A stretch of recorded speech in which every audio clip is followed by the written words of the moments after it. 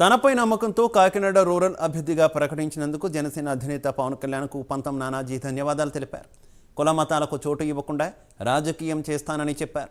ప్రస్తుతానికి నియోజకవర్గంలో సాధారణ పాలన కరువైందని, ముందుగా ఈ విషయంపై దృష్టి పెడతానని పంతం నానాజీ అన్నారు.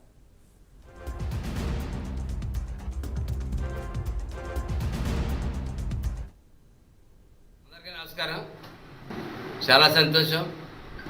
పవన్ కళ్యాణ్ గారు నన్ను ఆశీర్వదించి నన్ను నమ్మి ఇవాళ రూరల్ కాన్స్టిట్యున్సీకి ఎమ్మెల్యే టికెట్ ఇచ్చేందుకు జనసేన పార్టీ తరఫున బీఫామ్ ప్రకటించినందుకు నాకు పవన్ కళ్యాణ్ గారికి జీవితకాలంలో రుణపడి ఉంటాను.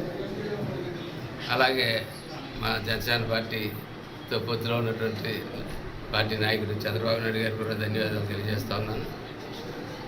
మా చైర్మన్ గారు, మేము పిఎస్సి కమిటీలో ఉన్నాం. మా కమిటీ చైర్మన్ గారు నాదెల్ మనోహర్ గారికి, మా పొలిటికల్ సెక్రటరీ హరిప్రసాద్ గారికి, అందరికీ కూడా నాయకులందరికీ కూడా ధన్యవాదాలు తెలియజేస్తాను. నేను ఇవాళ చెప్తా ఉన్నాను, 2 అంశాలు నా మీద ఉన్నాయి.